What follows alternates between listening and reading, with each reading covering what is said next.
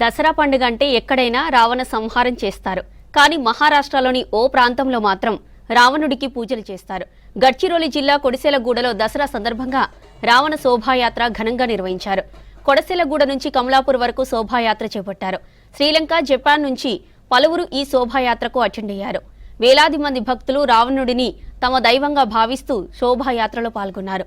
రావణుడే తమ దేవుడని, ప్రతి ఏడాది దసరాకు రావణ శోభాయాత్ర నిర్వహిస్తామని తెలిపారు గిరిజనులు.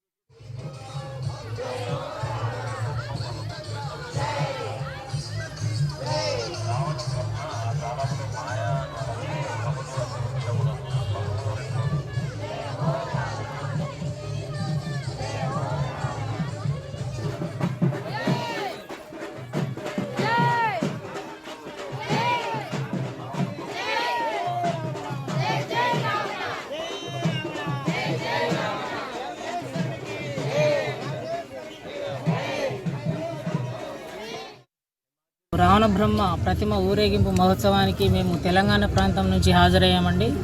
2015 సంవత్సరం నుంచి ఇక్కడ ఉన్నటువంటి ఆదివాసీ ప్రజలు రావణ బ్రహ్మ ఊరేగింపు మహోత్సవాన్ని జరుపుతున్నారు. ఒక తెలంగాణ రాష్ట్రమే కాకుండా ఆంధ్రప్రదేశ్, కర్ణాటక, కేరళ, తమిళనాడు, ఒరిస్సా, మధ్యప్రదేశ్, ఛత్తీస్గఢ్ రాష్ట్రాల నుంచే కాకుండా శ్రీలంక దేశం నుంచి కూడా తారో అనేటటువంటి బౌద్ధ సన్యాసి కూడా ఇక్కడికి విచ్చేశారు.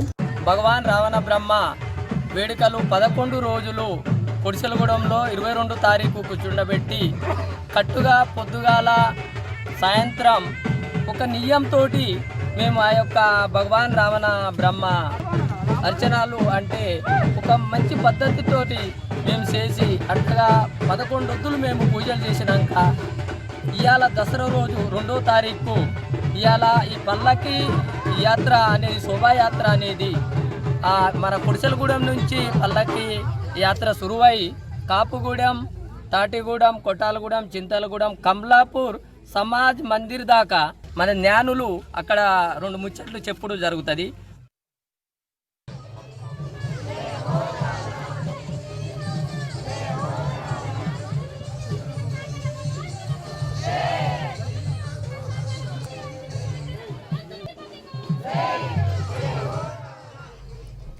దసరా పండుగ అంటే ఎక్కడైనా రావణ సంహారం చేస్తారు.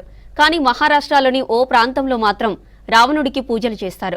గడ్చిరోలి జిల్లా కొడిసెలగూడలో దసరా సందర్భంగా రావణ శోభాయాత్ర ఘనంగా నిర్వహించారు. కొడిసెలగూడ నుంచి కమలాపూర్ వరకు శోభాయాత్ర చేపట్టారు. శ్రీలంక, జపాన్ నుంచి పలువురు ఈ శోభాయాత్రకు హాజరయ్యారు. వేలాది మంది భక్తులు రావణుడిని తమ దైవంగా భావిస్తూ శోభాయాత్రలో పాల్గొన్నారు. రావణుడే తమ దేవుడని, ప్రతి ఏడాది దసరాకు రావణ శోభాయాత్ర నిర్వహిస్తామని తెలిపారు గిరిజనులు.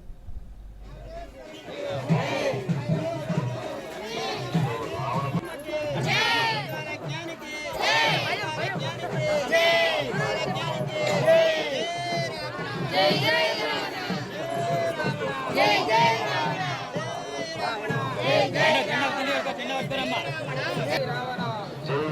రావణ.